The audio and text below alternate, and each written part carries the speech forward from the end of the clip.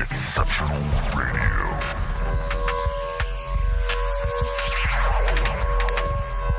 Exceptional Randos show is produced live in Sunroom Studios' Base Capsule and in partnership with KLST 103.5, RadioCallisti.org.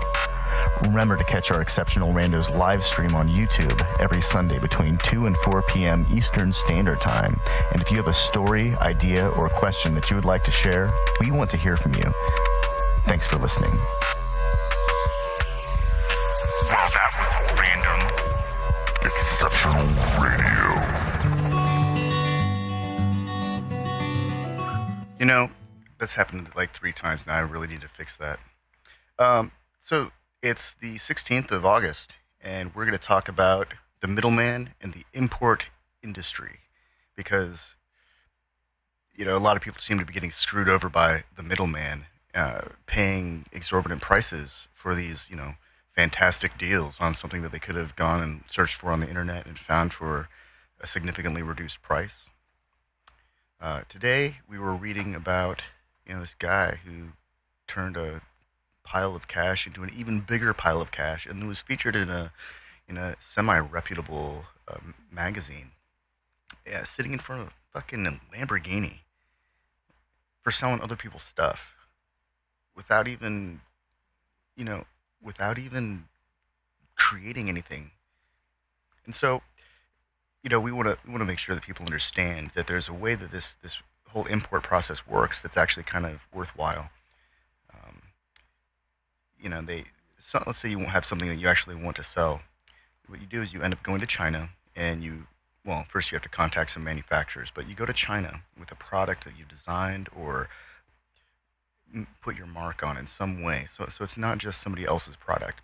And then once you figure out a deal, you go look at the manufacturers and production lines, and you get some test types made, and you inspect the shit out of those, and then they build the entire run. And at this point, you've already given them like a 50% down payment.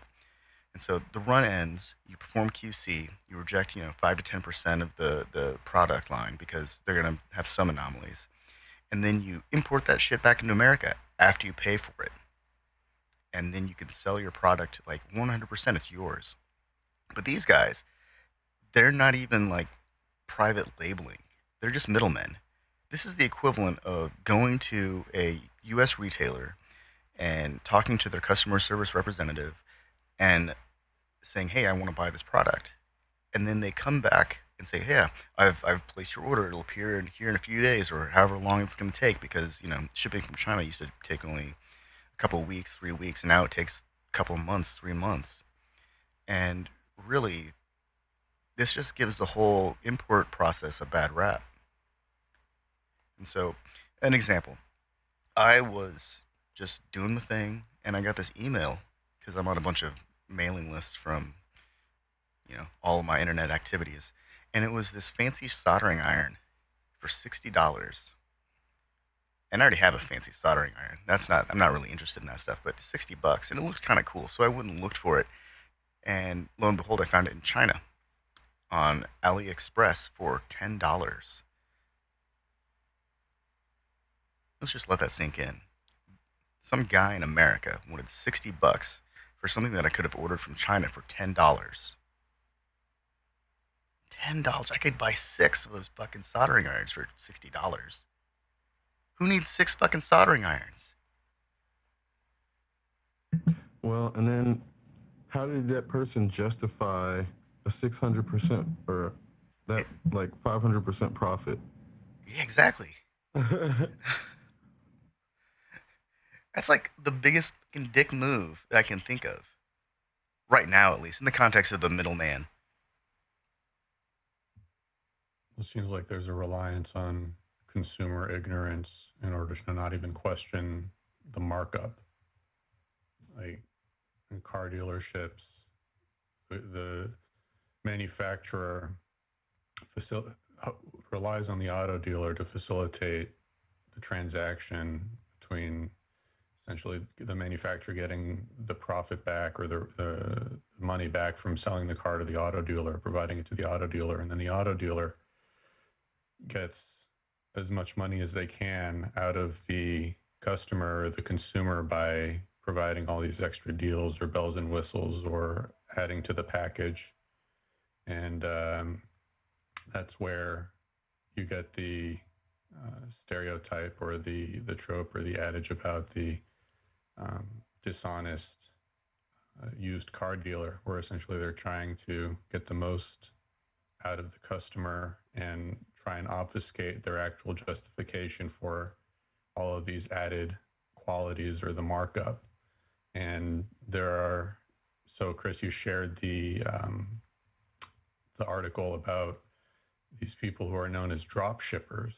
And essentially what they do is set up an interface, like a third party interface for customers to purchase items that the drop shipper marks up significantly, and they pay for or make deals with people who are part of the attention economy at a level of the quote unquote influencer in order to take away people's attention or desire to question the reason why a particular item that the middleman dropshipper is selling is so expensive.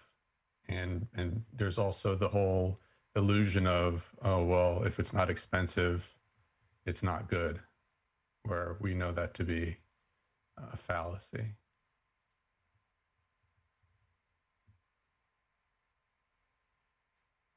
Maybe it's just me that I'm taking this a little too close to the heart, but because I order so much online anyways, and I'm able to find these deals myself. Maybe I'm taking for granted my own, you know, understanding of how to find goods on the internet. Well, it's not even just that, it's your knowledge of the cost of the goods. So to be able to judge that a solder doesn't need to be more than $10 um, to make it work. Well, for that one, it did, but I mean, I mean, there are saying fancier that ones. that specific item in Yeah. that, you know, there's the difference between cheap and low quality material, and then that's where you find things like, I worked in a glass warehouse for a while, and what you find is that all glass obviously is not the same quality, but because of the different standard qualities in China, the glass that comes from there is like, it's not subpar for them, it's subpar for our standards, in that when you have a country that is um, willing to reduce the national standards for um, pollution and then the quality control as well, then that's how you get, there is a difference between the Chinese glass and the non-Chinese glass. It's not just American glass. It's like the countries that have higher standards than the Chinese market have higher quality products in general. So this is why you end up, like as TM was pointing out, with the quality control, there's a certain percentage of products that are bad that are going to get through, and if it passes that threshold, that's when they start raising red flags. Well, that threshold's higher in China than it is in other countries. So it may be 5-10% in China.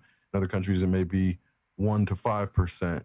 So then that's where, if you order something that comes from China versus Taiwan, there is a higher percentage chance that the product that comes from China is not going to work compared to the one from Taiwan, but it's only a slight difference. So there's all these things about, if you don't understand these little nuances, that person isn't going to know if they're overspending or underspending or getting a deal or getting ripped off because they're buying something that's actually low quality and the price is too good to be true because the actual quality of goods or materials used in the product is not high. Yeah. So there's a lot of things to that because everything isn't um, all items that one purchases do not necessarily have to be of the highest quality standards, but in certain cases, so if you're trying to buy something that's like um, non-stick coating or non-stick pans, and the country from which you're buying those have lower grade materials allowed in their market, you might end up getting some shit that'll make you sick because the materials they used in their pans is something that we wouldn't, or other governments, not even just us, would not allow to be used in their pans. So there are these things about all goods coming from China are not equally um, I think it's a uh, bigger scope. Like skirting regulation. there's like a wider scope. They can use lesser materials, but they also make really high quality products like Apple That's phones true, but and we computers. can't ignore that their Oh yeah, standards are legitimately lower. yeah, They're like demonstrably, the quality control standards are demonstrably lower than other countries, not just United States. It's yeah. multiple countries. Sure, but that also comes down to the manufacturer's desires. Like if a manufacturer demands really high quality control, then like Apple does, or Foxconn, or any of the big computer manufacturers, they'll get it. I mean, for decades, ThinkPads were made by IBM or branded by IBM, but they've been manufactured by Lenovo the whole time, and they were the number one business computer in the world, laptops and workstations and even servers. And so they have the potential to make really good stuff. It's just they also have the potential to make even worse stuff than we do. But Lenovo specifically had decentralized their supply chain a long time ago. So Yeah. that's like it's it wasn't Lenovo that made the products. They just only consigned the highest quality products when they built their machines. So then it becomes this like, again, while Lenovo's building these high quality machines, third party knockoffs are skirting the standards and building subpar Yeah. Lenovo knockoffs and flooding the markets with those at the same time. So then that's where, again, it's like, yeah, Lenovo is the highest quality standard, but that is not to say that there aren't third party knockoffs trying to copy Lenovo using the subpar standard Oh, sure. right around them. And that's the problem, is the Lenovo's aren't the problem. Yeah. It's the companies that are willing to flood the market with the substandard products that are exploiting the lax regulations. Because this is, I saw an article talking about how China leads the world in um, precious metal extractions. It's not because they have the most, it's because they have some of the most lax regulations about um, economic or ecological uh, collateral damage for extracting these precious metals. So there's like all these things about when a government is willing to um, raise or relax regulation for the sake of profit, there's a bunch of bad byproducts. And that's what a lot of people point at with China is like, it's not the Lenovo's, it's the companies that have no name that are the ones that are exploitative. Yeah, but I think that the problem with that is that the blame isn't placed upon the companies that are building this stuff. It's applied to the nation of China. Well, and it's because the nation's the one enabling it, and I think that's exactly why you can't, if there are third party, um, they're effectively cells that pop up and they don't have a name and they don't follow like they follow the lax regulations, and then they don't have any real onus of responsibility for using the bad products. So then it is on the government to take responsibility for enabling those types of organizations. So that's why it is like it's very difficult to not put the blame on the government, in the same way that when the United States government talks this bullshit about human trafficking, but they don't actually go after the companies that and employ the trafficked peoples, then yeah, the nation is the one that's enabling the trafficking, and that's like, yeah, both governments are culpable for the problems that they've created, as to why you can't go after the individual market um, actors, because the government is creating a situation where the actors just keep popping up. You cut off one head, like 3 more pop up, and this is why you ultimately have to hold the government's feet to the fire.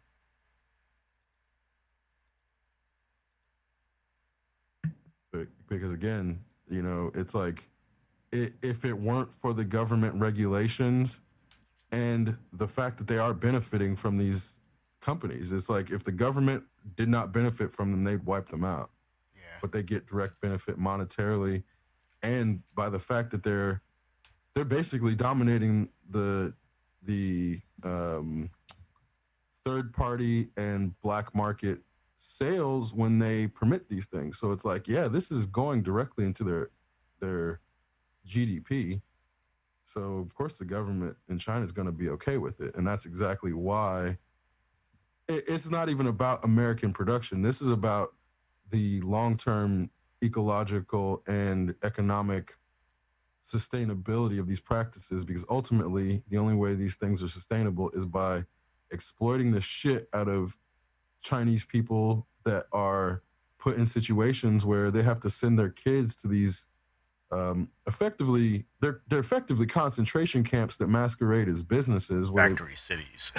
yeah, they're like they call them factory cities, but they're basically concentration camps because a lot of them have fucking barbed wire fences and armed guards and shit, and they have to live in these crazy bullshit conditions, but they make it seem like they volunteer to go there, but it's manufactured consent once again. So Yeah. that's Well, when I that's the feel only job really in a terrible for those people. when that's the only job in a region, and your option is do that or go shovel trash into an incinerator.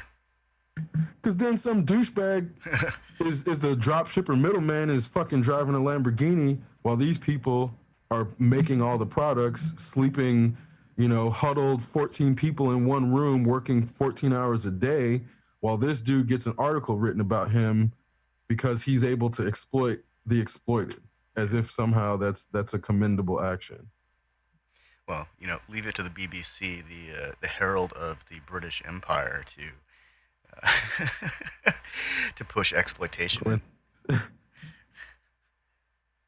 Well, the fact that phenomenon, that economic exploit is treated as a source of news and not necessarily criticized or opined upon by people who have a more pragmatic, realistic, no skin in the game kind of view of the relationship between the middleman and the production source, indicates that the media corporation or the organization that relies upon commercial revenue in conjunction with the dissemination of information is simply a pillar supporting the illusion of the beneficial aspects of the free market sorting every problem out.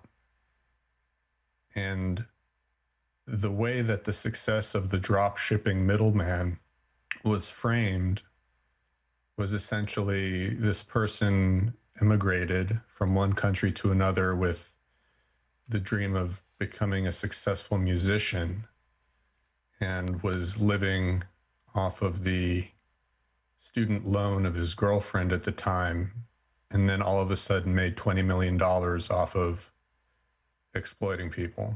And for that reason, we should look to this person as a sign of individually achieved success as part of a particular business model, as opposed to looking deeper between the lines and understanding the exploitative nature of what you just described.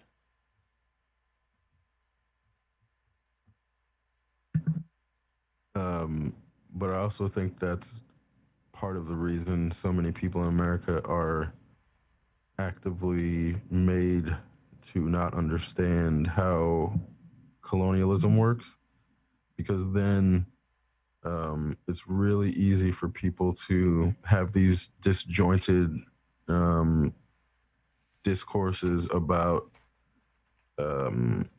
these people who believe themselves to be Christian while also um, rationalizing keeping kids in detention camps and shit like that. So there is a huge necessity to not teach colonialism and how colonialism works and how it transitioned into this exploitative form of capitalism in order to perpetuate all of the stupidity that we see, I think. And then, that it goes all the way back to the MTV Cribs, even because it's this notion of this dude in a time where we're in the middle of a fucking pandemic.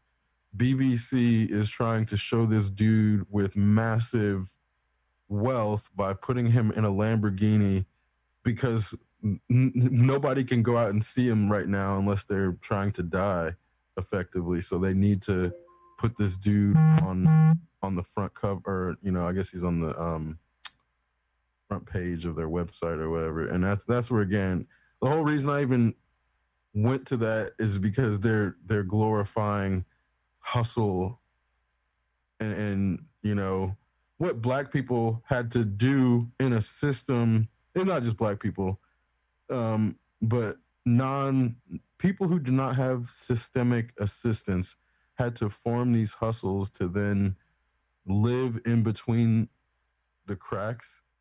And now that mainstream culture has figured out a way to exploit it and then sort of claim ownership of it, like you have the movie Hustlers with Jennifer Lopez, where again it's like they take underrepresented populations and then exploit them to then say, oh yeah, hustling is cool now. It's okay to hustle because now we figured out, yeah, you're exploiting people too, but we've now figured out how to exploit you while you're hustling. As long as you pay taxes or the government is getting money from your hustling, it's okay. But the big deal was a lot of hustlers, quote unquote, were hustling outside of taxes. And this is one of the big issues is like the whole culture of hustling is when you're in a spot where you can't get gainful employment because of systemic prejudices, then you have to figure out things and ways to sustain yourself in the process in the meantime. What the BBC is trying to show is someone who has a similar story, but they're trying to frame it in a way that then romanticizes all of the capitalist exploitation without highlighting the actual impact of the exploitation. And in the process, they're not articulating how stupid it is to buy from drop shippers or buy from the middleman. To someone who is a consumer, the middleman is your enemy because all the middleman does is add on to your cost.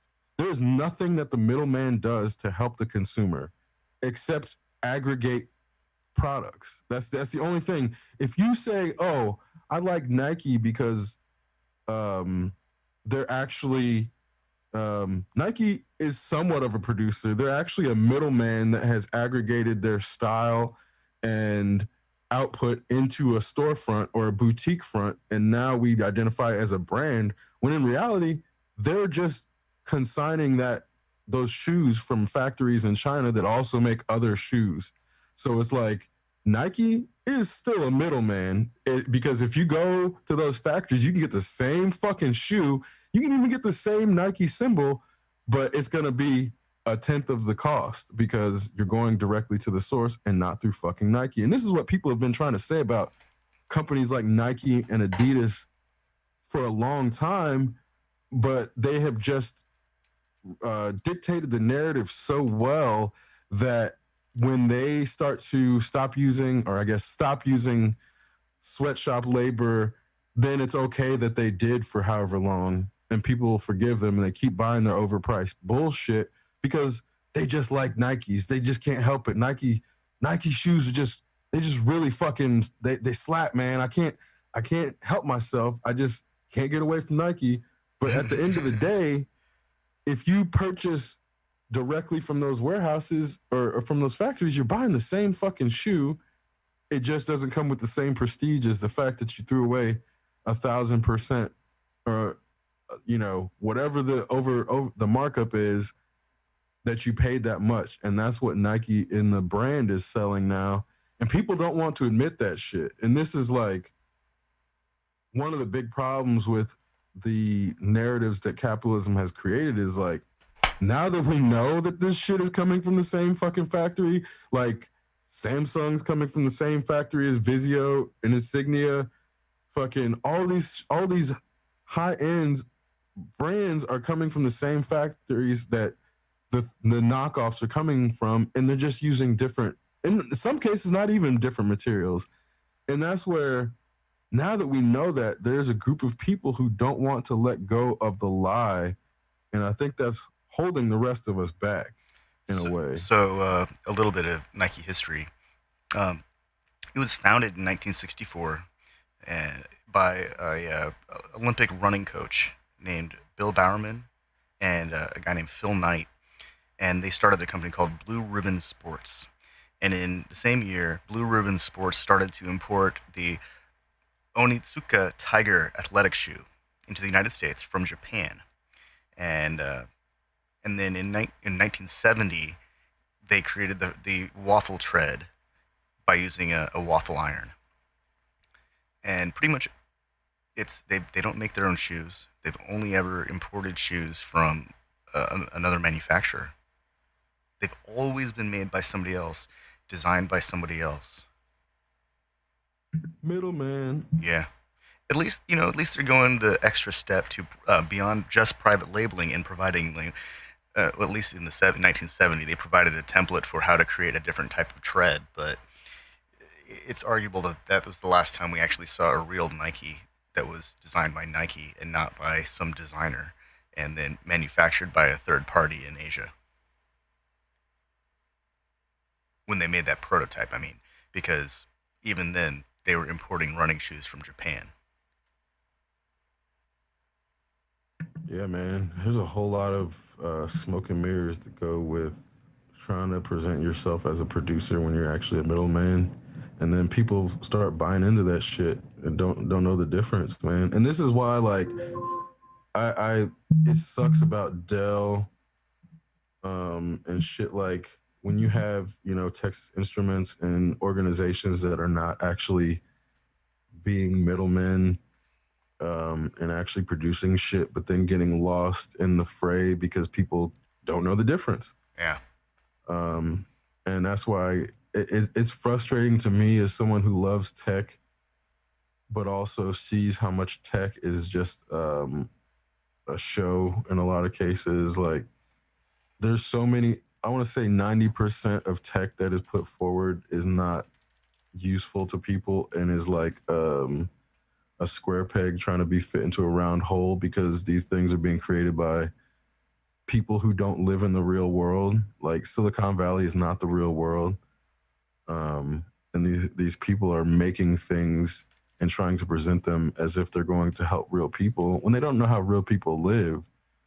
And that's kind of where there's all these things contributing to a seemingly schizophrenic cultural progression of technology. That's, you go from Facebook to TikTok, and all of these quote unquote innovations aren't even really innovating things. They're just branding. Yeah. The branding things that already exist. Like, TikTok is just making video editing easy.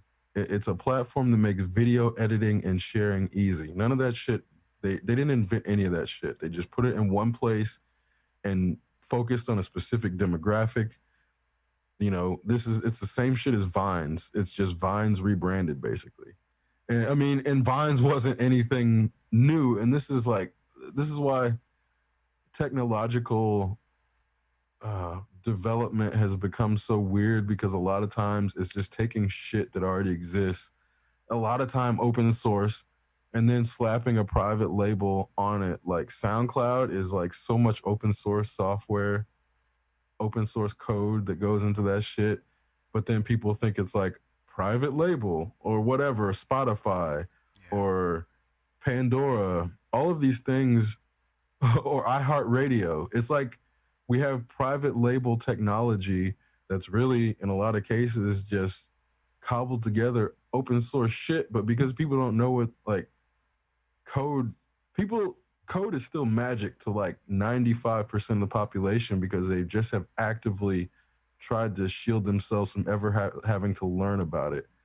Um, and there's this weird American resistance to learning as an adult because I think it shows um, that you feel the need to grow, and in some ways that shows weakness. So Americans don't like showing weakness, so they don't like talking about learning anything as adults.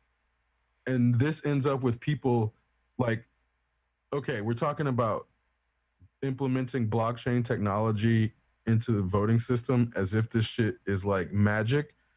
The blockchain stuff is like 10 years old, over 10 years old now. That technology is not even new, but the people who have tried to ignore it still think of it as new because they haven't taken any of it into their brains. It's still new to them, even though the technology is over a decade old at this point. And that's America in a nutshell about anything that, you know, once generations get to a certain age, anything that comes after they hit like 30, they don't learn about it. And I'm disappointed about how many people who are like between 30 and 40 years old have actively not tried to learn about blockchain technology. Those Yeah. people just straight disappoint me. It's not even a matter of like, oh, you don't have time. No, you have a responsibility.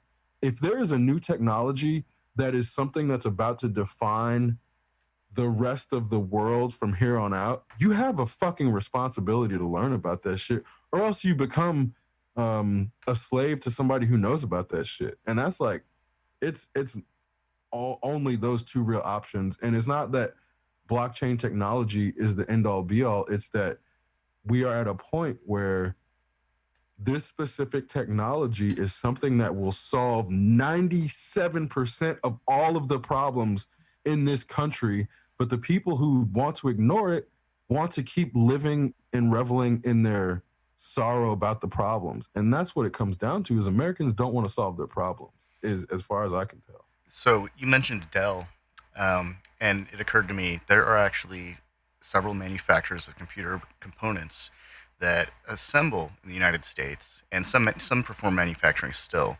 Intel's about to move their manufacturing offshore, but the United States government requires that all government machines, servers, workstations, etc., are manufactured in the United States. Supermicro is a motherboard manufacturer, and they are located in San Jose and Fremont, California. Um, they do their assembly here. Trenton Systems makes ruggedized computer systems. HP, they assemble laptops and commercial desktops and workstations in Indianapolis, and then they have a Texas facility for their servers. Dell builds servers in Austin, and it used to assemble desktops and laptops in the United States, but they've moved their facilities to like Mexico and Ireland. And then we mentioned Lenovo before. They assemble laptops in North Carolina, and their servers are assembled in Monterrey, New Mexico. So, oh, and beyond more than that, there are manufacturers of RAM. You know, the critical component of one of the most critical components, like Micron, Mushkin, Samsung, Patriot, and PNY. They all have manufacturing in the United States. So really, the only thing that I can't find AMD or Nvidia for their video cards, but I'm sure that well, I know that Intel creates video cards, or GPUs at least. So there is a way to get a computer that's completely, designed and assembled in America to a higher degree of standards. I like Dell's a lot. I've also had Lenovo's and HP's. They're fine computers, and it's a lot safer than going with I can't even think of the name of a Chinese manufacturer that I might be enticed by their specs, but terrified of the fact that it's probably going to break. And that's just me being like pragmatic about my experience with Chinese electronics. Some things. I mean, it's like you mentioned earlier. Some things are going to be fine, but we're not worried about those things. I bought a microphone about 6 months ago that was it looked nice. It was a knockoff of a much fancier nice microphone, but it had a giant piece of pig iron in it to make it appear to have mass, and the shock mount was plastic, like not a shock mount, more like a vibration transfer tool. So we do have options.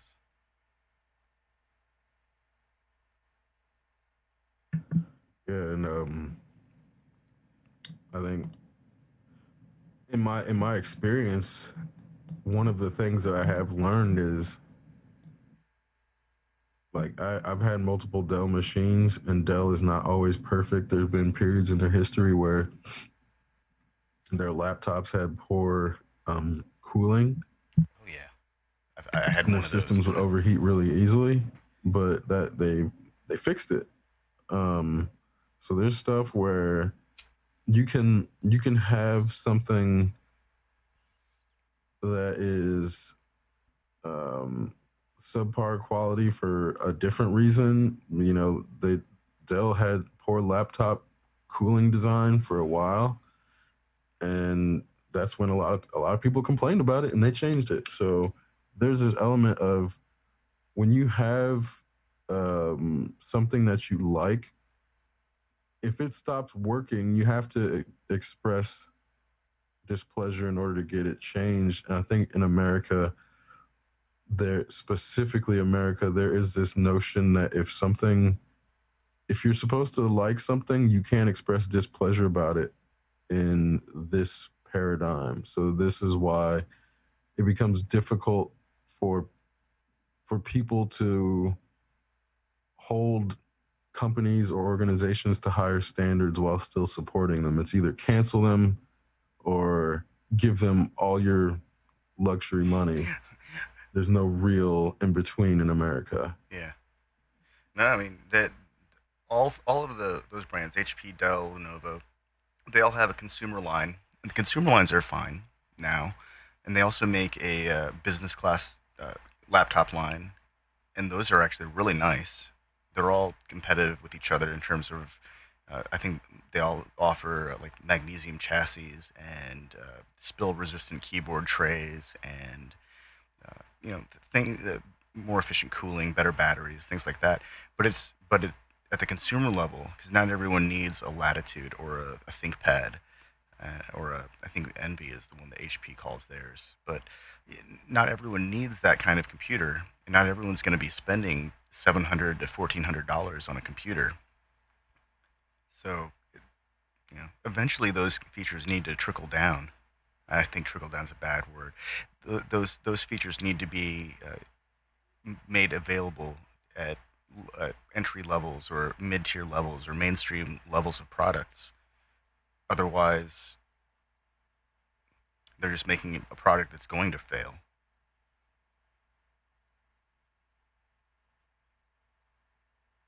Yeah.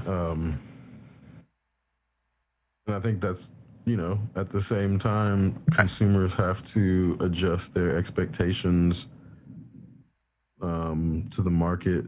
So then they're also not trying to justify spending $1,400 on something they're only going to use to access Facebook. oh yeah, that's true. Because a lot of people don't understand that they don't need a $1,400 computer, Yeah, seriously. or even a $300 computer. Right now, most people can get by on a $150 Chromebook or like a $250 Chromebook for most of the stuff they do, and that's like something that they don't understand because capitalism isn't really telling them that. But it's like a weird place where people are pushed to sort of buy the upper end of things, not knowing in their own experience that they were over purchasing in a way that is just so exorbitant that it's like it makes them look stupid. It doesn't make people look good when they have overpowered stuff that they spent way too much money on. Versus like, whereas I think in previous capitalist paradigms, like the more you spend on something, the more extravagant and the more luxurious you look. Whereas now we're getting to a point where, especially the kids know, it's like if you have a $2,000 iPhone and you're like playing fucking Snake on it or some shit, and you're not using that iPhone because you need to like record video in tight spaces, or there's some really specific reason why you bought that $2,000 iPhone, it Prestige. makes you look dumb Prestige. to basically anybody under 40 Yeah. who knows anything. And that's where it's like it doesn't make you look dumb to 45 and up year olds, because they're still stuck in that, oh, they got a $2,000 iPhone, they must be real well off right now. Whereas like, you know, those extravagant displays look desperate to people who know that it's like a throwaway. If we can tell that you spent way too much money because you didn't know what you're doing, it looks desperate, like you're trying to impress people. The capitalistic paradigm you describe applies to just about everything status-based within a consumer economy, from personal electronics all the way down to the types of coffee people prefer to consume. So at fast food coffee or commercial coffee chains, the cost of the coffee that they're purchasing, I mean, it's so expensive and it's extremely marked up within the retailer setting.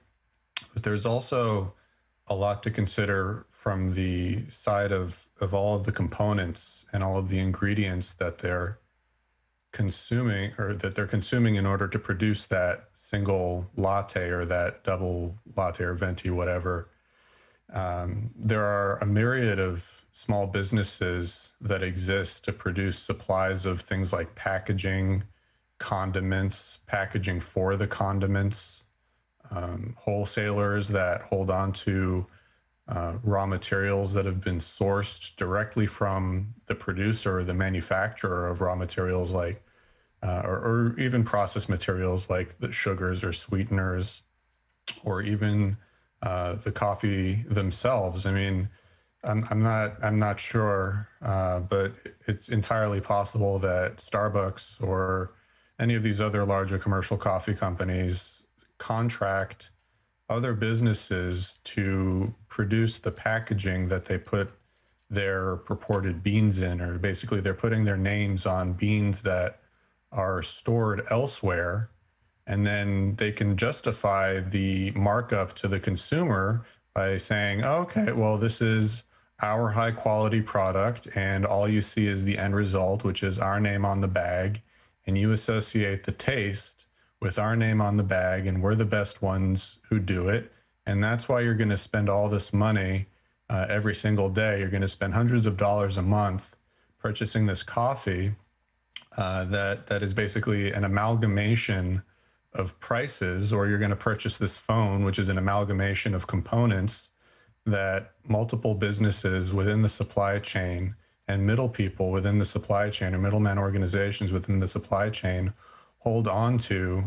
And I think that's also one of the reasons why there was such an emphasis on bailing out small businesses during the most recent impetus for the recession, was because a lot of these businesses that support the supply chains of the larger multinational corporations are small businesses, or they're structured like small businesses. And one of the reasons why so much of the money probably dried up and disappeared, and you don't hear about the money making it to Main Street or making it to the businesses that the people who are generating the legislation governing the distribution or disbursement of those resources to the general public, you don't hear about the person with the clothing store on Main Street, you know, getting enough money to carry them over into the next month or pay their mortgage, because there's like 30 other small businesses that are manufacturing or labeling or packaging paper cups or Java jackets that, you know, ultimately go to support the big corporation that isn't getting money, and they have to support their business. And we know that there's a vested interest in maintaining those businesses, because a lot of the people involved with promulgating the legislation in the first place, determining support and assigning recipients of aid, have a vested interest in those organizations. Yeah, what you just described is a great example, especially with Starbucks, because they were specifically like throwing off the coffee bean market because they were going in and making deals with farms and getting exclusive rights to major plantations and major grow operations. So it would be Starbucks literally changed the landscape of the coffee bean market in a way that then they came in to try to correct their own influence by then doing fair trade offers, where it would be like they're saying they're not exploiting the farmers and giving them the actual uh, market value for their beans instead of ripping them off and then selling it to the customer at the highest cost. And this is like, you know, the people who bought the shit didn't care on about any of it. And the only thing that those people actually cared about was anytime the price went up. Anytime the price went up 30 cents, people were on the verge of rioting. But tell them where their beans were sourced from or how people were exploited, they don't give a fuck. I worked at Starbucks for multiple years, and seeing their progression, like the only reason they even really started doing that stuff was because their market was kind of shrinking. So then they had to create fair trade to um, sort of give something else to mark up, even though, you know, the fair trade wasn't significantly more in like the cost, but they were trying to do all of these social justice things to get people coming in. Like, you know, they were doing a lot about, they made a big deal about giving um, LGBTQ partners benefits even before civil unions were allowed. There's all these things that Starbucks was doing, partially because they believed in social justice, but mainly because they were using social justice as a means to create profitable venues. That it's like they were one of the first corporations that monetized social justice. And it's like, it's gross, except for the fact that when you look at the landscape now, companies influence uh, the real world and their supply chain sourcing and how they pollute or not pollute. Those are the byproducts of their decision making in the executive boardrooms. So it is important to know where businesses stand on social issues in 2020, because their decisions are going to affect real people. They're going to affect the people they hire. They're going to affect the people that buy their products and the people that produce their products. So there's all these things about why we need to know companies' social perspectives in 2020 that then many people will argue we don't need to know. And it's like, no, actually, we do need to know, because otherwise you could then be complicit in some shit that you're not trying to be complicit in.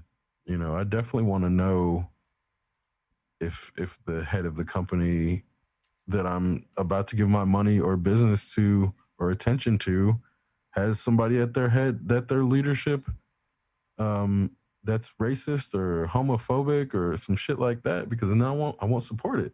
I want to know that stuff actively, because then I can take my attention and money to places that align with my values. And it's like, yeah, we can't society used to be able to separate a person and their output to say, well, this person, even though they're a bad person, what they created is great. Yeah, we're not those people anymore. We can't do that. We can't keep doing that because then that's how you end up with the Roman Polanskis fucking still not brought to justice because society keeps protecting them. And it's like, I think we're past that as a society, but the people who were there previously are still alive. Well, we have in the past, I think 10 years or so, since streaming and smartphone videos have been more widely distributed across social media, and there's been an increase in social criticism of people's behavior, especially if they're in positions of influence and power. We have, CEOs or executives getting caught on video, abusing animals or saying horrible things or racist things or homophobic things, and that going viral, and essentially, them being held to what they've done or what they've said, and only then are they essentially forced out of their organization or put in a position by the people they answer to relinquish their positions of power and control. But they could have just as easily been doing these things for years, if not, a majority of their lives. And then only through, one instance of them being caught are they essentially shown to be who they actually are instead of their public facing persona. Well, it sounds like Ellen is a great example of this, because from the way things have been presented, it doesn't sound like this is going away anytime soon. And I think this is a great example because you have someone who is presented for half an hour or an hour at a time to be the most bubbly, most exciting and friendly persona effectively on the planet.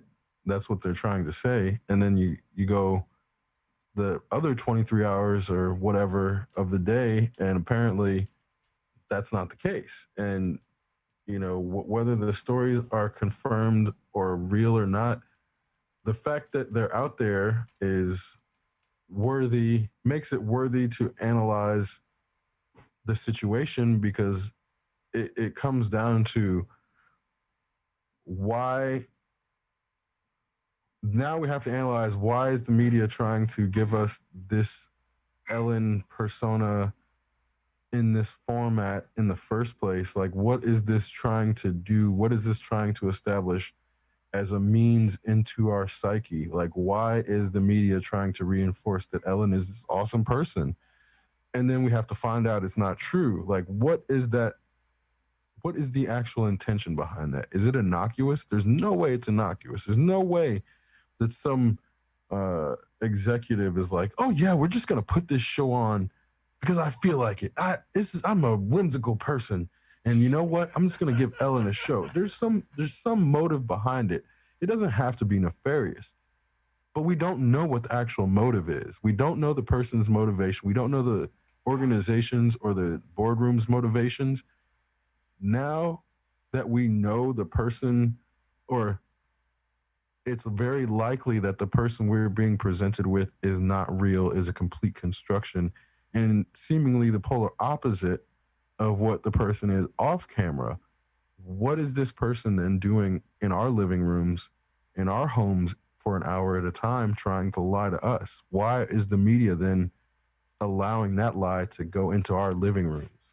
Because that, to me, there's something very, very dangerous when these people, it obviously perpetuates a culture, but when these people are given the chance to come into our homes and lie to us for, an hour at a time, also helped to establish this lie by the camera people, by the audio people, by the networking marketing people. This is a very well constructed lie that's then being brought into our living room.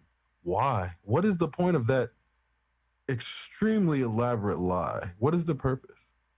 And obviously, again, we can't know directly without talking to those boards, but it's like nobody's even questioning this shit. I mean, the conspiracy theorists question it, but they then think they understand the answer. Because the whole reason I present it when we obviously can't find the answer is in that when you don't do these thought experiments to then say, oh, I can't know the answer, but I need to look at all these possibilities, then it puts a person in a place where they are subject to influence by things that are possible that they are not even considering. And that's where, again, it's like when you do these types of thought experiments, you can't, if you're presenting something that is obviously an experiment in this manner, you can't know the answer.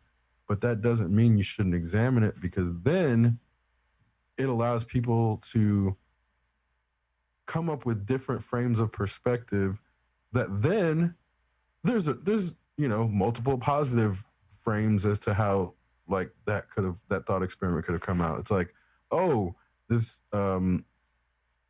this board just wanted to have a positive example of someone who's representing the LGBTQ community in people's homes, so that they know they're not this disgusting version of LGBTQ people that the right wing has presented. Like, this could be an counter to right wing bad imagery. So it's like every outcome does not have to be bad when you entertain these things, and that's why, again, it's important to establish rational thought experiments for people to go along with for themselves, but also to understand when you see these people, these QAnon conspiracy theorists, thinking they know answers to things that they can't possibly know answers to, it just shows how fucking absurd people can be when they want to convince themselves of something. I think it's described as mental gymnastics or contortion. You got to rationalize those purchases. Not only that, but you got to seek the approval of the internet, of the gallery, because otherwise your purchase may have been wrong, and not just for like real reasons, like like you mentioned, an unethical business, or like Chick-fil-A, or as I like to refer to it as fuck that place. Well, we were talking about images that organizations project in regards to interacting with an audience that is looking for an idealized representation of perhaps something that they would like to see within themselves. And this holds true from just about every perspective or personal code of conduct or political leaning. People like to identify with other people who get positive attention by giving them their positive attention and then justifying the way they feel, or justifying what they don't know and the reason why they don't know it and their lack of information. But what this largely is indicative of is a certain level of social theater. It's part of that imaginary construct of externally facing or socially facing interpretation and translation of fact and theory. And then once it's put through the social arena or the social theater arena, it becomes less reliable and a lot more divergent and open to bias, because people then they basically cherry pick or cranberry pick the information that confirms their suspicions or the conclusions that they can most easily come to, that they feel most comfortable with. And then there are organizations that disseminate information that is easily selected and synthesized to reach a particular conclusion. Well, and it's really funny. Like, I'm about to get meta here for a second, because we live in a real meta time. When I'm hearing you describe the current paradigm of information dissemination, it it demands an explanation as to why we even need to have this discussion, because there are broken channels of information dissemination, and people are trying desperately to find truth and fact among these broken information channels. And until there is a clear understanding of how the information flows, we can't even discuss fact or truth, because then it's like, oh, who's fact? Who's truth? And that's the problem of modern information dissemination, because then the issue is there is a group of people, not just in America, but in general, who believe that bias and perspective influences truth, which at an atomic level is accurate, at a quantum level is accurate. But then they try to apply it to an existential level, which it does not directly correlate to the same ratio of influence. So it's like, when there's the observer effect on psychological examinations, or subjects, when they're being observed, they are influenced by the observer, and eventually that goes away when they start to become desensitized to it and forget they are being observed. But that's not the same thing as the observer effect on the quantum level. And people often conflate those two things because of the Dunning-Kruger effect, which is the predisposition to overestimate one's own capacity to understand, and also underestimate one's capacity to not understand. There's this element of many people are inclined to think they can understand things better than they're actually equipped to, and they are not. It's really difficult for adults to accept when they're not actually capable of understanding something. So rather than trying to learn that thing, they just try to conform that thing into their understanding of how things work. And this is the major problem that I think a lot of Americans are seeing others deal with, in that when we have to coexist with the people who want to conform information to their understanding, often their understanding is very low level, and they have not achieved a higher level understanding of anything themselves, spirituality, the world, physics, anything, the Bible. They don't even understand the Bible. It's just what the preacher has told them. So we're dealing with people who have a low level understanding, who then try to conform everything to that low level understanding. And then it becomes an issue of, how do you then either coexist with that person or try to bring them up to your level of understanding?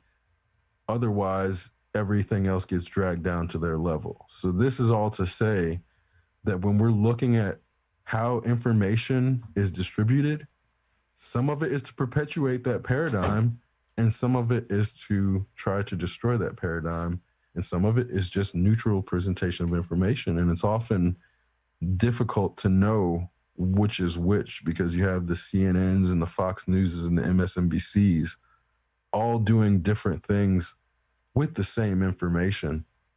And it's a, again, this is why we have to just give a high level examination of how information is distributed, in order to even be able to properly address the information then that is being discussed.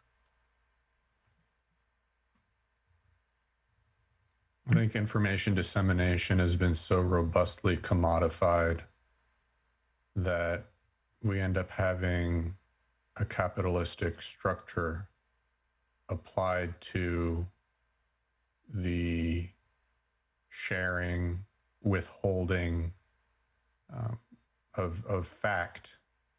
And basically, you have the CNNs and the Fox Newses acting as wholesalers for information that's then packaged for dissemination based off of the type of opinion that they're trying to influence.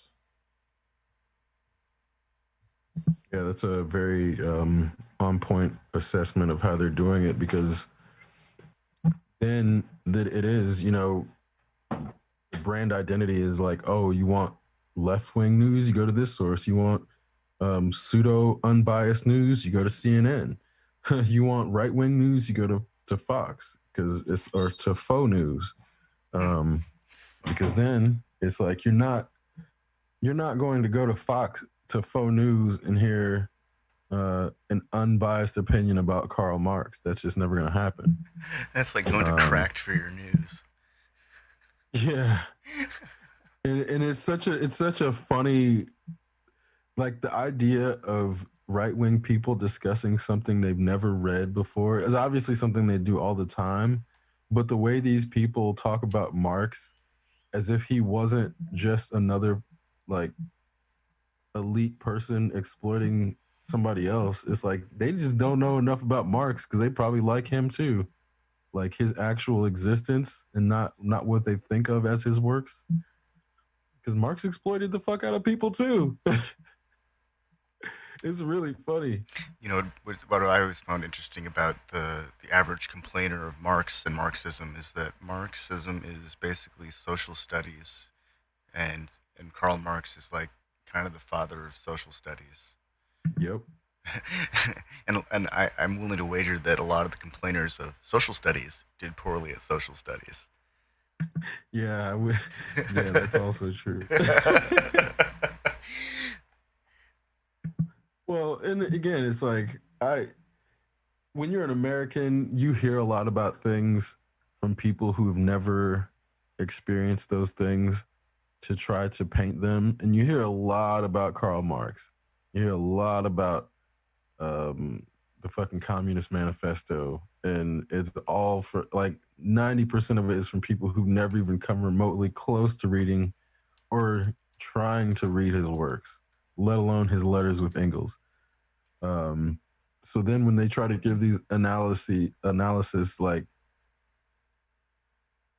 it's just, so, again, it's the same people who buy these $2,000 iPhones and think that they're showing off. Like, when you shit on Marx, if you're not shitting on Marx for certain things, it makes you look really stupid, because a lot of the stuff that people claim Marx is about is not in his actual text, which is like why you actually need to read them and not criticize his works without reading them first, because, again, people who criticize Marx based on the right-wing rhetoric just look real dumb every time they do it, because, like I said, a lot of the stuff that they try to critique is not even in there. I feel like a lot of the attempted critiques are based off of a poor understanding of Leninism, or the implementation of Leninism that Stalin did. That's exactly right. And really, that's just the worst fears of that kind of political ideology. But that's not Marxism at all. That's Leninism. That's yeah. That's even worse. That's misattribution of social theory to a political theory.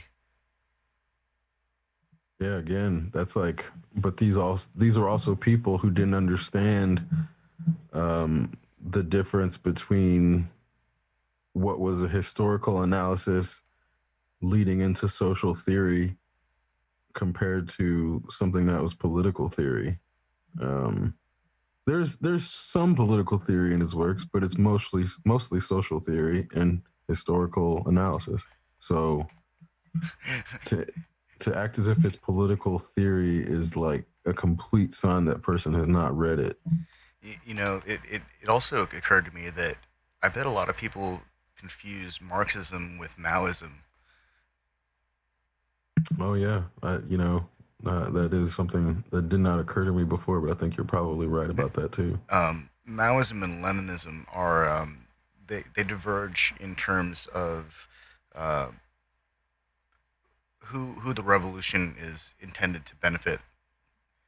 With Leninism, it's always about the proletariat overcoming the bourgeoisie, and with Maoism, it's really more about bringing up the peasant class, the you know the indentured servant class to a more modernized, a more affluent level, essentially establishing a middle class. Whereas in Leninism, the middle class was already being crushed. Not that they're not being crushed in China, but that was the goal of Maoism, at least in the early stages. And the CCP at this point has changed Maoism into something completely different.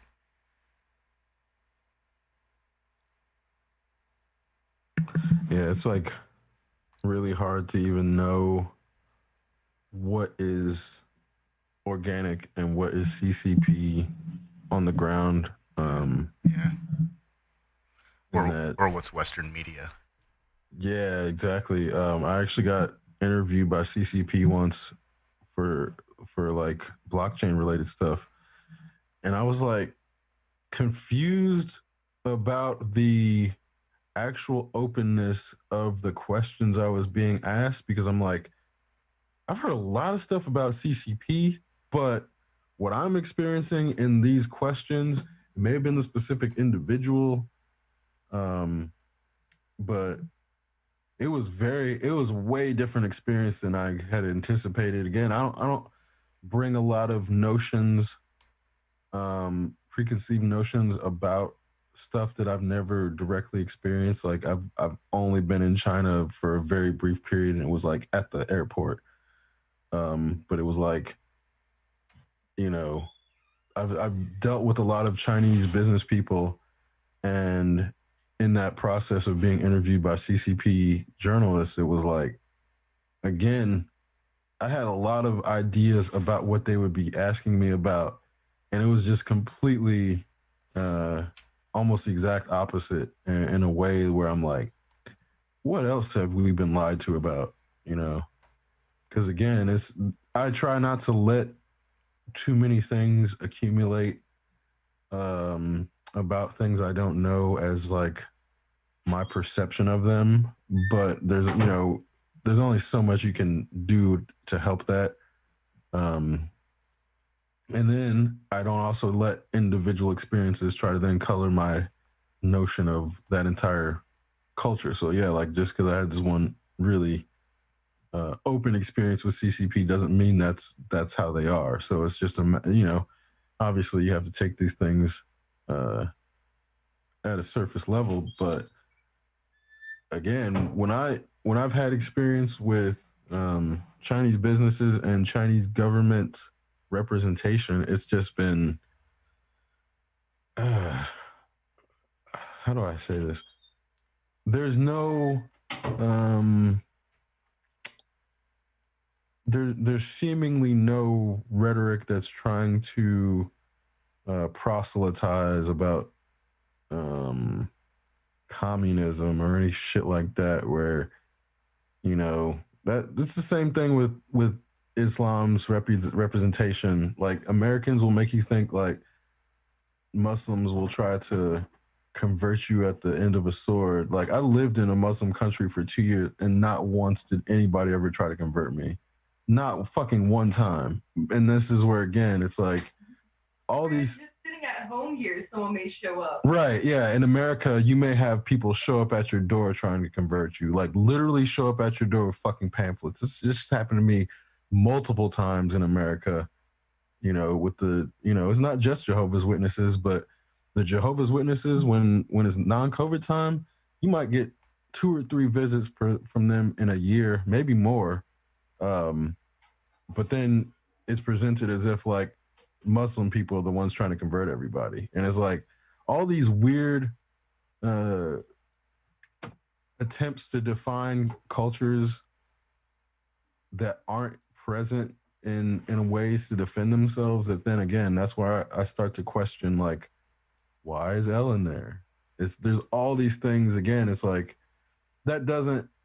This is again where you have to sort of allow these examinations to not unnecessarily be connected to each other, more so start to examine these things in the context of history and how things have evolved to know that it didn't happen in a vacuum, and how did we get here.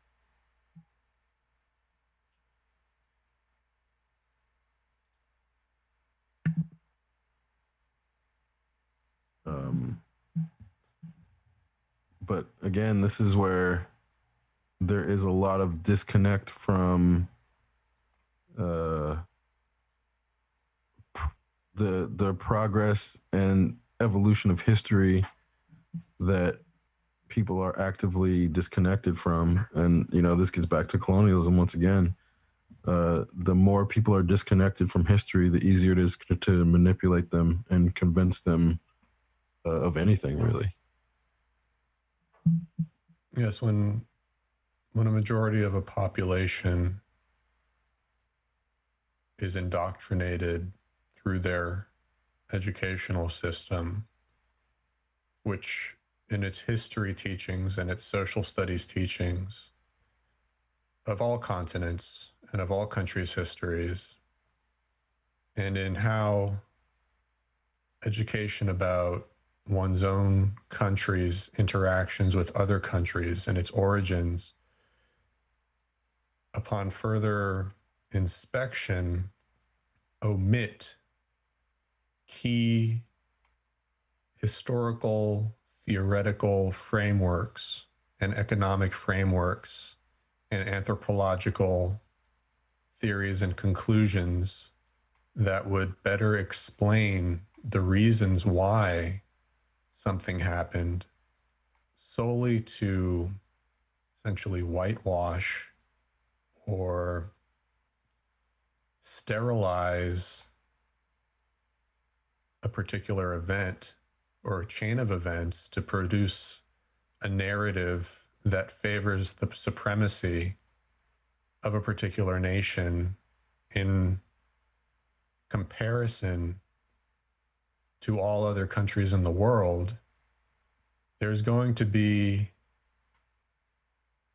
a tendency or a proclivity for adults who were raised and introduced to those types of educational frameworks to be more comfortable accepting information that has been tailored to perpetuate those ideas of supremacy. And the idea that a people in completion, in total, would be the enemies of your own people, whatever that may mean. And again, this also brings up the question, or the meta-analytical question of what is a people? Is a people its ideology, in which case is the desire to homogenize an ideology through indoctrination one of the reasons why there are separate countries in the world to begin with? Or are there other reasons why there are different countries in the world? Or are certain countries more predisposed to attempt to produce an indoctrinating framework for their people versus others? But when you have the idea that those other people are going to try to turn you into them in a violent way, and that's why we need to be afraid of them, or that's why we need to go into their country and change the way they do things, or those people are being mean to their own people. These ideas of what it means to be mean or to be good or bad, these are all placed within the lens, viewed within the lens, and referenced based upon historical interpretation that favors a particular course of action, and manufactures consent and complacency by the people who give power to those who make the decisions to interact on how interactions between countries or governments or organizations are going to be affected.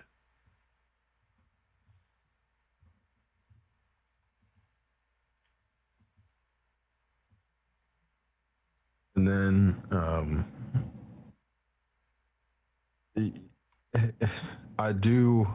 I mean, not just me, but I think there is a sociological and historical argument that nation states were in fact created specifically for that reason, especially in the context of divine right and many nation states being attached to churches originally, or some form of religious indoctrination that then established their leaders as divine. That's present in many cultures. So I don't think that's, like, I definitely didn't come up with that argument, but it's definitely something that has been argued as to why nation states exist in the first place beyond tribal affiliations, and then treaties between different tribes. Like nation state goes beyond those group affiliations almost for the very purpose of identifying a unified paradigm under which people accumulate, that most often historically refers to some sort of divine lineage for leadership. So it also brings into question the concept of doctrine, because in order for there to be an indoctrination, there needs to be a doctrine or a series of doctrines. And from an ethical or moral perspective, we can examine the concept of doctrine to see, are all doctrines, do they all lead to a negative output in terms of how one organization or one people would interact with another? Could there be doctrines that are founded more upon equitable treatment of all people, or an egalitarianism? And then at the same time, there are the doctrines that we are also more familiar with that are derived from theological or theocratic societies. And then there's the political doctrines that we can be more aware of in terms of, a government, like for instance, the American government and the Department of Education, and how certain ideas and concepts trickle down to a state level and then are shared within the public school system or even a private school system. So that's a certain type of indoctrination. But I think we can also examine the types of doctrine, or the concept of doctrine, or the origin of doctrine. Yeah, and I think you raise a good point in that there is a period where, I mean, not there's multiple periods where nation states weren't necessarily theocracies, but historically, those two things often are most often coexist, even down to the United States is meant to separate church and state, but in actual application, it's clearly not separated. So there's still an argument that the United States is somewhat of a theocracy. It's not, obviously not 100% a theocracy, but in application and execution, there is a theocratic element of the government, in that we have not had an atheist or non-Christian president. Like I think they consider JFK non-Christian because he's Catholic, but he's still Christian. It's only the American Christian hierarchies that dissociate Catholics from the Christian church. So there's, I mean, well, obviously Henry V, but there's things like historically where the churches splitting have then become implemented in culture as if Catholics don't worship Jesus. So there's this whole thing about, again, this is still is identified with the Catholic Church being influential within the context of a nation state. So this is not even separate from that. The American dissociation of Catholicism with Christianity is part of that nation state identity establishing. So it is this, this is ultimately why it can still be argued that in 2020 America is somewhat of a theocracy, because we still are defined partially by our English separation of the church. Like, we're still partially defined by that, even in 2020. Down to,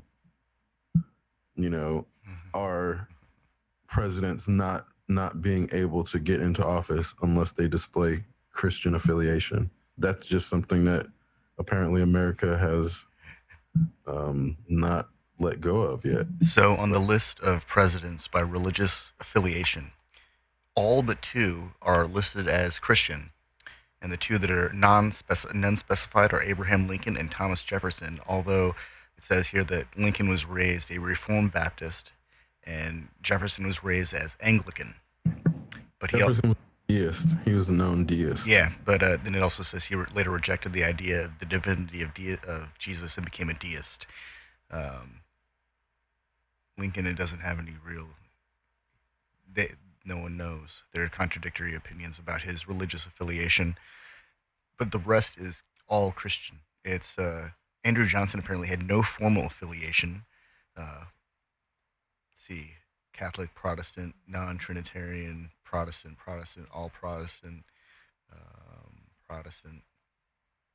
Well, and the only reason Thomas Jefferson isn't considered a Bible is because he actively took the parts that he liked and rejected the parts that he didn't. So he's still a Christian. He's just not an Orthodox Christian. He's just, again, he's like openly, I'm not going to listen to this part. Modern Unitarians consider Jefferson's views to be very similar to theirs. What else is there in here to say about this stuff? And fuck that dude. He was also a rapist, so fuck that dude. Yeah, and a slaver. So, yeah. So that's, again, this is our history as a country. We have these pieces of shit. Dutch reformist. Trying to pretend they have some sort of belief in God or belief in a higher power, doing all this bullshit, and then, there's people who believe it, and then we'll try to be like, our founding fathers, fuck those guys. Those fucking assholes. I don't give a fuck about any of those goddamn assholes. I mean, it says here Lincoln was not into any of that stuff. Oh, Lincoln was a deist, apparently.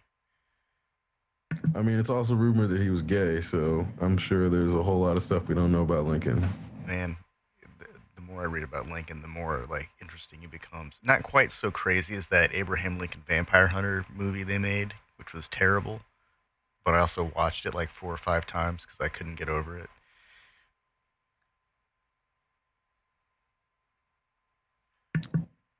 Yeah, man. I never saw that, but I remember... You didn't really miss anything. I was in when it came out. Yeah. It's basically a thrill ride that doesn't make any sense, that they kind of transposed the idea of Lincoln into a story where he runs around killing vampires.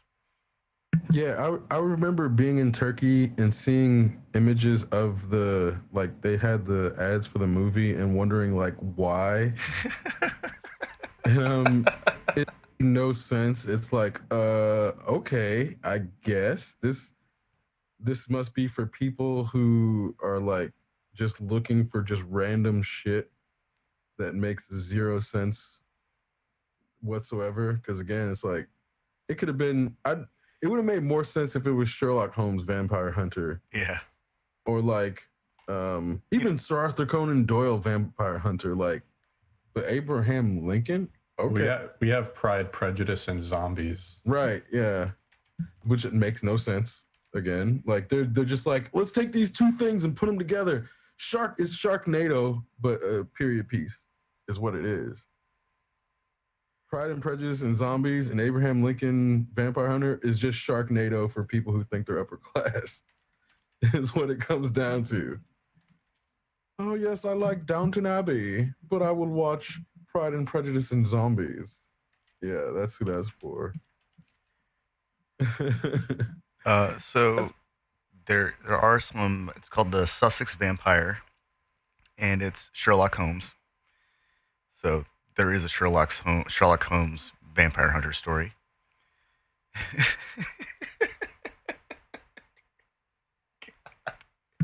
You know, even that is like,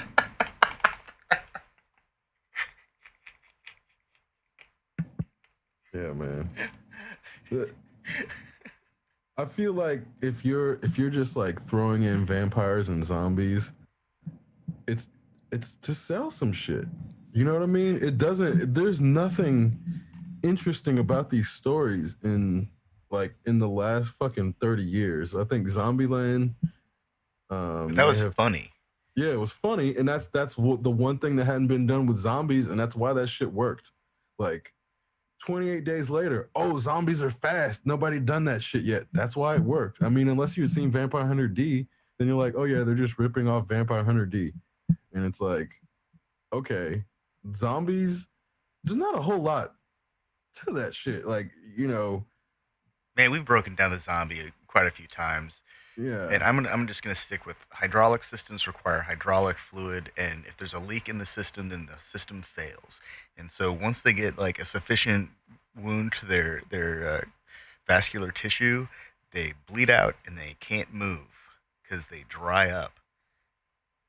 It's like at this point it's just, you know, simple biology, or actually hydraulics. Yeah, I guess it's an engineering issue at this point. But yeah, they get a sufficient wound, they're going to stop moving really quickly. Yeah, what is it? I think the most notable zombie films of the last 20 years are comedies, like Shaun of the Dead.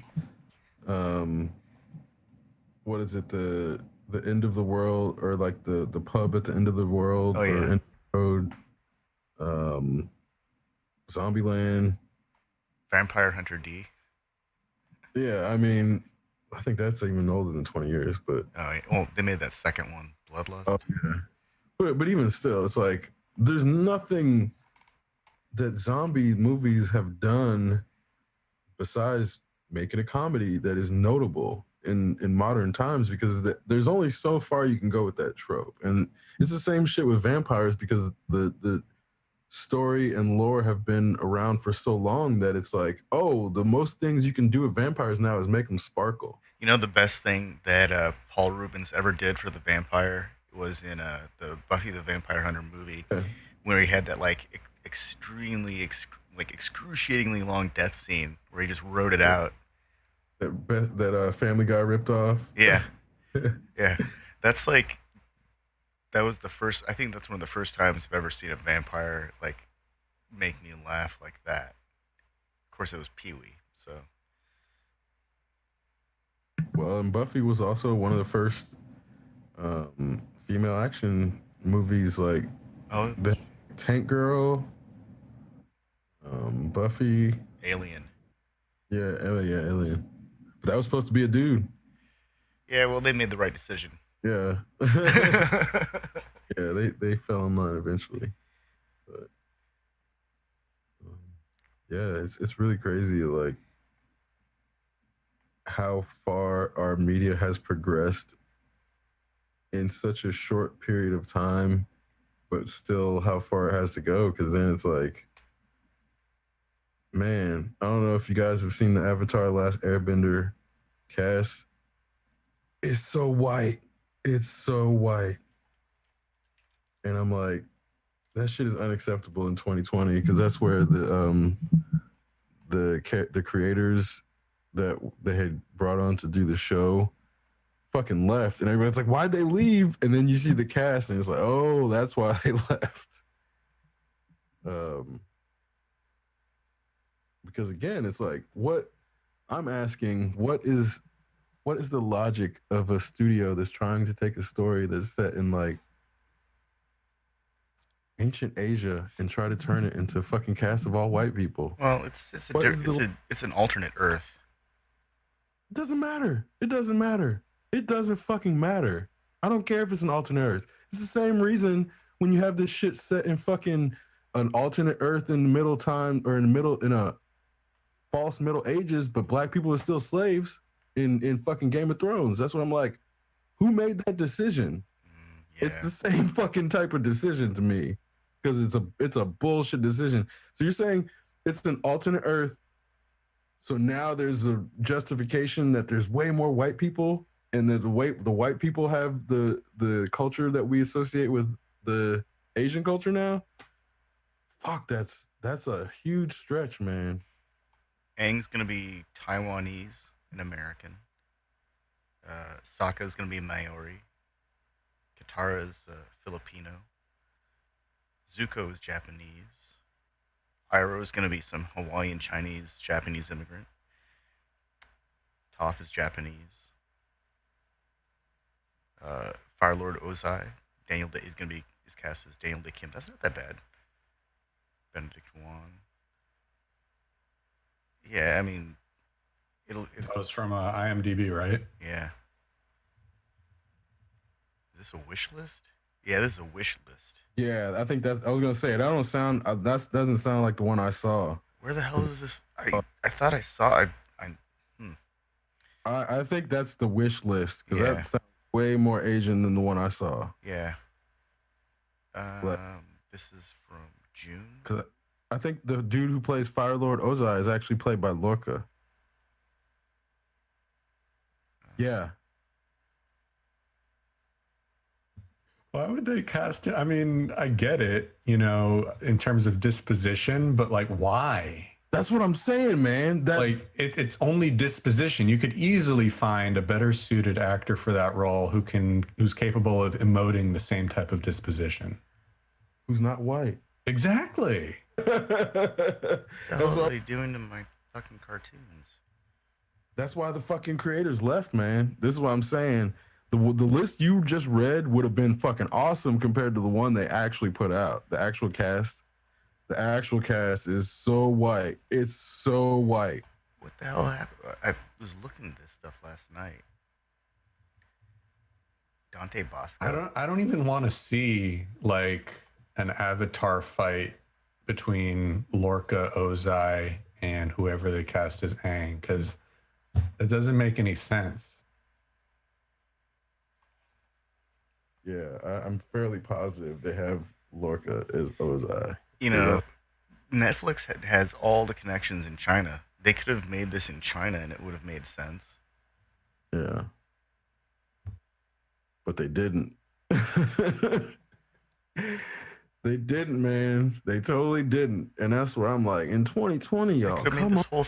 Dude, the people that made Wandering Earth would have knocked the crap out. They would have knocked this into like the next ballpark, in the next city over. This is very disappointing.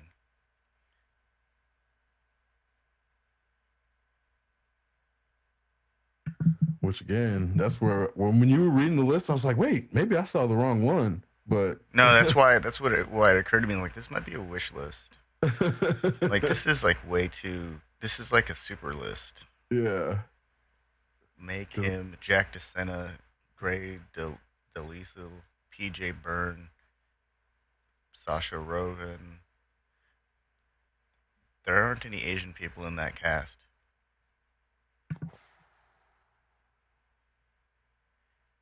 Yeah, I knew it was bad. That's why I was like, I saw it, and it was just like, holy shit! Who thought this was okay? Who thought this was gonna be okay in 2020? And that's where, like I said, when I heard you reading that list, I was like, maybe I was just fucking saw the wrong shit. No, when I got like to Daniel Day Kim, it became clear that it was too good to be true. Like, there's no way. He'd be a fucking amazing Ozai. Fuck yeah. Holy Fuck shit, yeah. he'd be great as Ozai. And I don't know what he's doing right now. They could have got him. Like, you know what I'm saying? Like, it fucking been awesome. Oh man, come on, Netflix. I guess this is like consistent with what was that terrible teenage bounty hunters, like the people that are coming up with this shit. Either they completely lost sight of who their audience is, because or maybe I'm so out of touch with the core audience of Netflix that I'm the one that has a problem with teenage bounty hunters. I'm just tired of these like shows. I don't know. I feel like if we've got killer teenagers or teenagers that can go hunt down criminals, our society has gone to a really weird place. Like, really weird place. Kids aren't supposed to be bounty hunters. And if they Yeah, are, holy shit, what kind of sociopaths are their parents? we had that movie Hard Candy.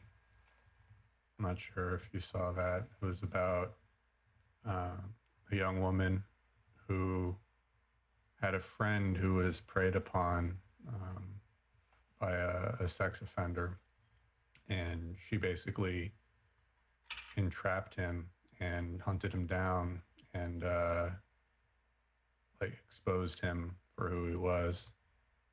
And this was in like, let me look up when it came out. 2005. And the vigilante was supposed to be 14 years old, and it starred Ellen Page.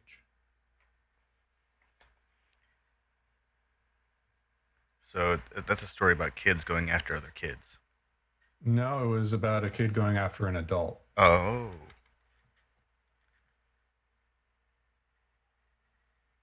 Well, it's really crazy too, because I wonder if that is what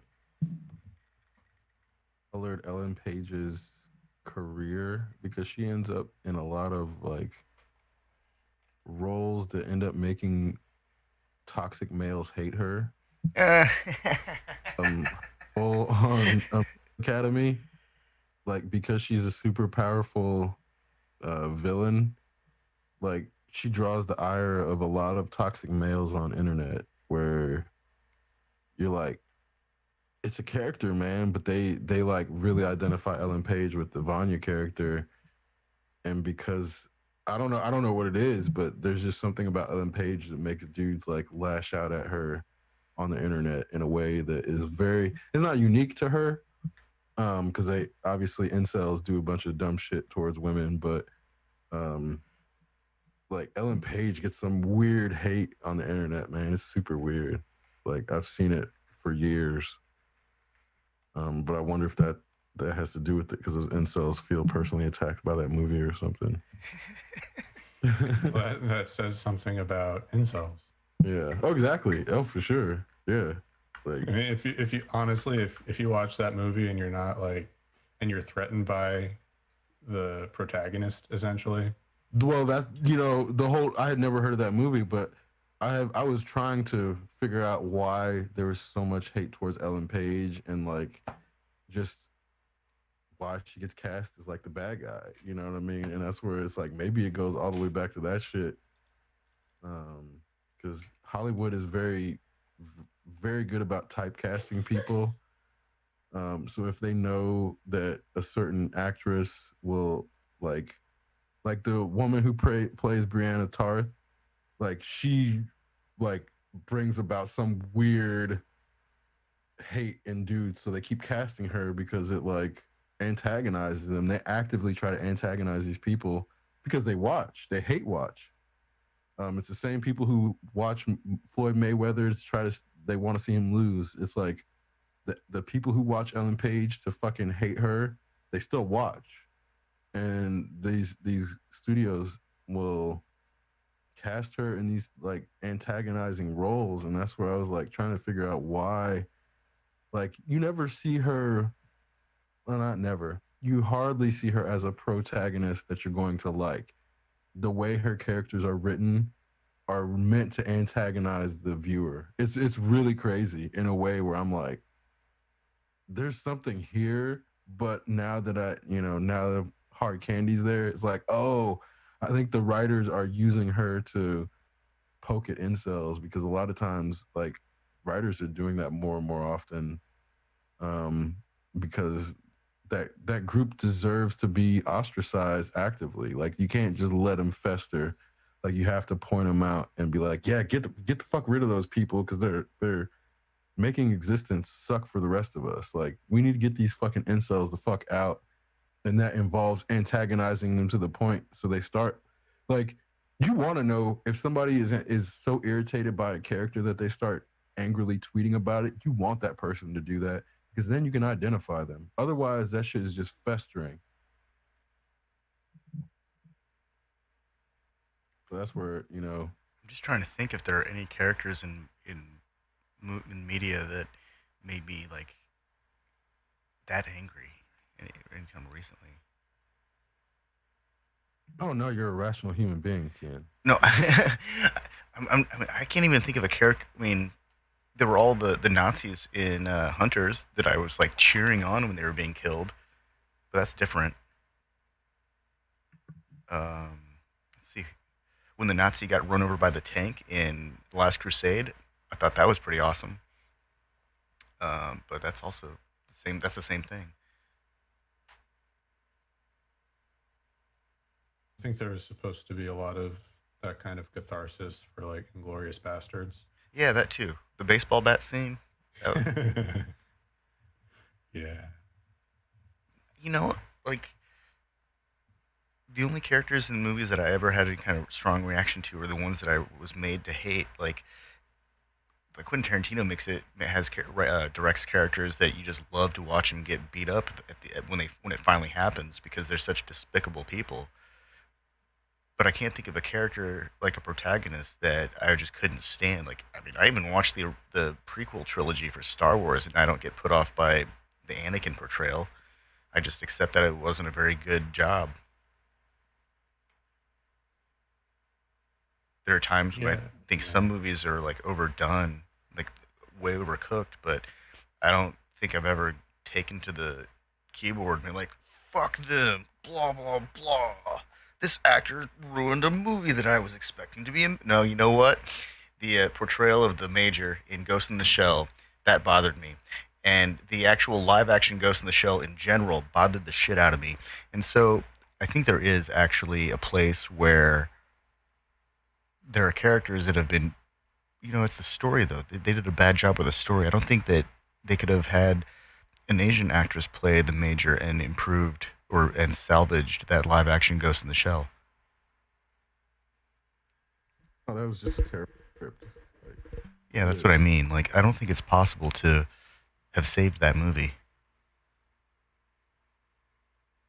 right. I think the whitewashing was just one of the. That was like a secondary effect of a terrible. Yeah, it like the film was terrible, and it happened to have a whitewashed actress. Like, those two things didn't necessarily have anything to do with each other. um, I wouldn't have mind. I wouldn't have been such a big deal if they'd have stuck to if they'd have hit the key points and told a new story instead of trying to rehash 20 plus years of already hashed out story. They handed us, you know, Ghost in the Shell is almost a flawlessly realized noir environment, cyber noir environment. The whole story universe is laid out and it's clear. It's like, hey, all you got to do is tell really good detective stories, and it makes sense and it works out. You can explore technology and cybernetics and the virtual interface and all that stuff. And they didn't even give us a good augmented reality interpretation.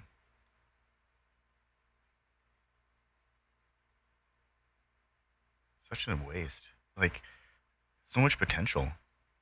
You know what? I think there's a lot of that going on where we have these movies that could be really interesting, and it's just wasted potential.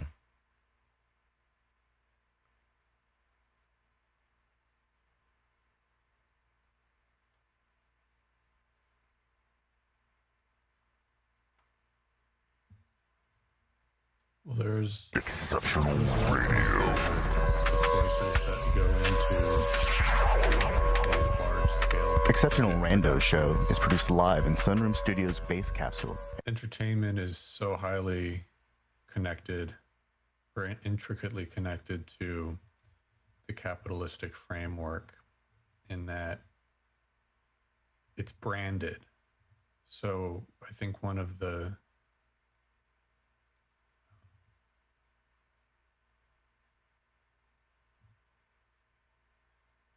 things that happened with Ghost in the Shell is that they wanted a way to justify their budget.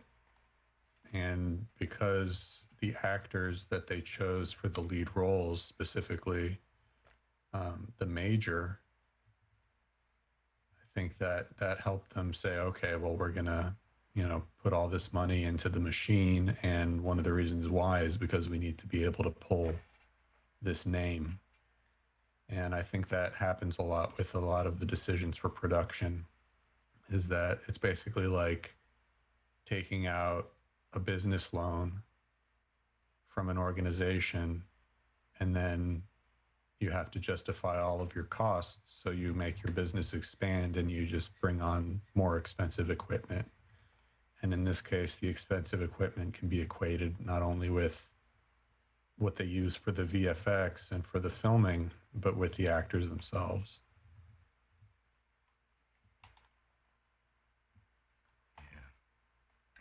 Yeah. Maybe someday we'll have a movie system that delivers us good stories again. Until then, I'm just going to keep on marathoning these shows that are basically movies that are chopped up into 40-minute segments across 10 to 16 episodes or whatever it is, because there's something really good to be said about a story that takes that long to develop. Yeah, I feel like we actually get more value out of those kinds of stories now, and especially since the gap between a series and a movie, the gap of special effects isn't that big anymore. CGI doesn't cost as much as it used to.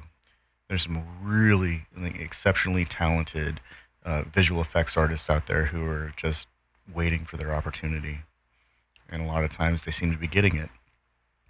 So.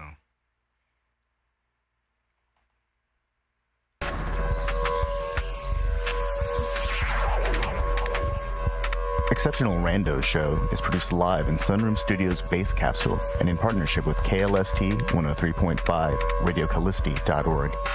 Remember to catch our Exceptional Randos live stream on YouTube every Sunday between 2 and 4 p.m. Eastern Standard Time. And if you have a story, idea, or question that you would like to share, we want to hear from you. Thanks for listening. Well, that was random. Exceptional Radio.